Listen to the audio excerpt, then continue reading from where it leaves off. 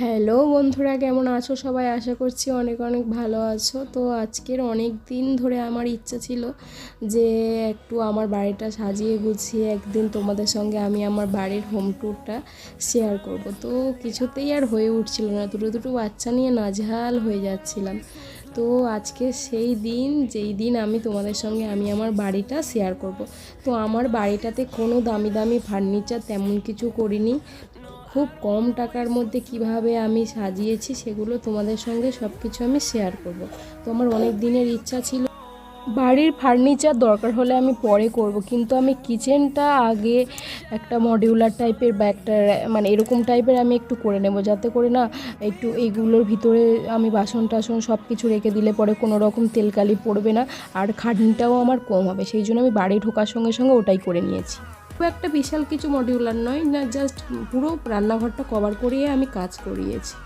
তো এখানে আমার মানে সত্যি বলতে 3 বছর ধরে ধরে এই আস্তে আস্তে করে একটু একটু করে আমি আমার বাড়িটা সাজিয়েছি। তোমরা দেখলেই বুঝতে পারবে, খুব দামি দামি কিছু দিয়ে আমি ওয়াল ডেকোরেটর বলো, তারপরে আর আদার্স যেগুলো, আমি খুব একটা বেশি কিছু করাইনি।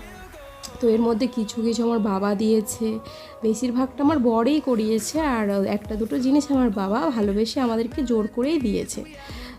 তো এই হচ্ছে ব্যাপার। তো আমার অনেক দিনের ইচ্ছা ছিল তোমাদের সঙ্গে একদিন ছোট্ট করে হলেও আমি আমার বাড়িটা শেয়ার করব, আর বাড়িটা শেয়ারও করা থাকলো আর একটা এইখানে আপলোড করা থাকলো, যবে হয়তো মনে হলো যে একটু দেখতে পারবো। এই যে ওয়ালপেপারটা তোমরা দেখতে পাচ্ছ, এই ওয়ালপেপারটা আমি অনলাইন থেকে কিনে নিজে হাতে দেয়ালে লাগিয়েছি। মানে নিজের বাড়িতে নিজের হাতের ছোঁয়া থাকলে। তো এইখানটা না আমার একটা ব্যালকনি আছে, তো ব্যালকনিটা আমার বর হচ্ছে ব্যবসার জিনিসপত্র রাখে, ওই জন্য প্রচণ্ড মেসি হয়ে আছে বলে আর খুললাম না। আমাদের একটা ব্যালকনি আছে, সেটা তোমাদেরকে দেখাতে পারলাম না। এটা হচ্ছে একটা ঘর, এই ঘরের খাটটাই আমার বাবা দিয়েছে। আর এটা হলো একটা অ্যাটাচ বাথরুম আছে, এই যে দরজাটা তোমরা দেখতে পাচ্ছ এখানে।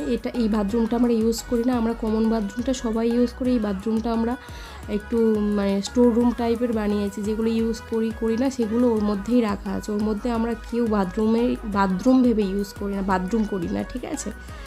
তো এই খাটের পাশে রয়েছে আমাদের ওয়ার্ড্রপ।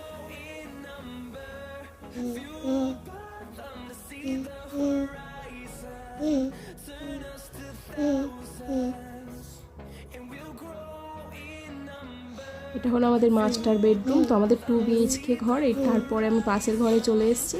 আর এই পাশের ঘরে ঢুকেই প্রথমে হচ্ছে আমার ছোট্ট মতো একটা ঠাকুর ঘর, আর এই ঠাকুর ঘরের পরেই আমার একটা ওয়ার্ড্রপ আছে এই ঘরে।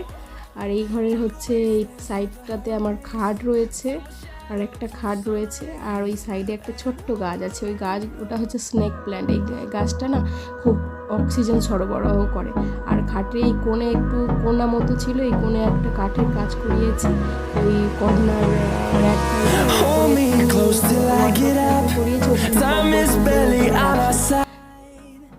তো এই ঘরটা বেরিয়ে এলাম। এই হচ্ছে আমাদের ডাইনিংয়ের সোফা, আর এখানটায় আমাদের টি টেবিলটা রয়েছে, ওর উপর একটা ছোট্ট মানি প্ল্যান্ট রয়েছে। আর এই যে স্টিকারগুলো দেখতে পাচ্ছ, এই স্টিকারগুলো ফ্লিপকার্ট থেকে 150 টাকা করে কিনেছিলাম, কিন্তু খুব সুন্দর সাজানোর পরে লাগছে, মনে হচ্ছে যেন একটা প্রফেশনাল, তাই না? কম বাজেটের মধ্যে আমি কেমন সাজিয়েছি অবশ্যই বলতে ভুলো না। চলো, টাটা, বাই।